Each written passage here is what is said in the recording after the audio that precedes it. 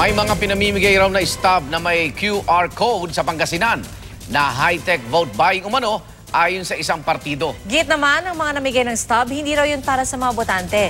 Saksi si Alfie Tulagan ng GMA Dagupan.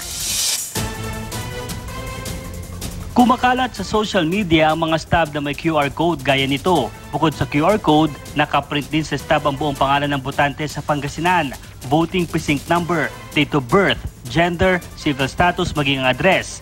Tulad ng barcode na ginagamit sa mga department store o grocery, kailangan ng scanner para mabasa ang mga detalye na specific sa bawat QR code. Kahapon humarap sa media ang partido na Pangasinan. Ituturo nila na ang kalaban nilang partido na Nationalist People's Coalition o NPC ang nasa likod di umano ng pamumudbod ng QR coded stubs. Ayon sa kanilang mga testigo, pinadala raw sa mga bahay nilang stub at sinabing pumunta sa isang lugar para kumuha ng pera kapalit ng kanilang boto. Ikaw ang mismong kukuha sir sa may lugar na pagkukuhanan, tapos papipirmahin ka. Tinatak nila sa computer, tapos nakita yung mukha ko, tapos nung nakita yung mukha ko, inabot na sa amin yung pera na 400. Dalawa po ito, kaya lang yung isa, nagastos ko na po. Ito mga cards, you put them in the scanner. We're not looking for the scanner. That's illegally being used. In fact, ginawa sa second district, ito mga ito, kinalat yung isang araw.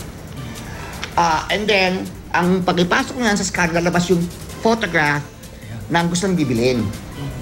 Which is not allowed. It's only Comelec that must have that information. From there, in exchange for the stub, ibigyan sila ng pera, naka-stapler doon yung lineup.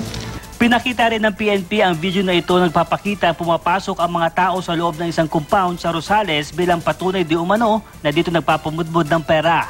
Tinanggi ng abogado ni Congressman Mark Cuangco, ang tumatakbong gobernador sa ilalim ng NPC, ang mga paratang na ito kahapon. Yung sinasabi nila na vote buying na ginagawa ni Governor Mark Cuangco, those are all fabricated and baseless accusations. Anybody can create a code, then make an accusation, para sirain yung isang tao. That's all part of the black propaganda. Pero kanina, sinabi ng tagapagsalita ng NPC Pangasinan, galing daw sa kanilang QR-coded stubs pero ito raw ay para sa kanilang mga volunteer poll watcher at hindi sa mga botante. Wala naman silang natanggap na pera. So ito is to verify lang kung botante sila. So dito rin, yung mga ito, naka-receive din sila. So tinitingnan din kung anong presinto sila. Ayon sa Comelec Pangasinan, kailangan formal na magsumite ng reklamo sa kanilang tanggapan para kanilang maaksyonan ang mga ganitong akusasyon. Mula rito sa Pangasinan, ako si Alfie Tulagan ng GMA Dagupan, ang iyong saksi.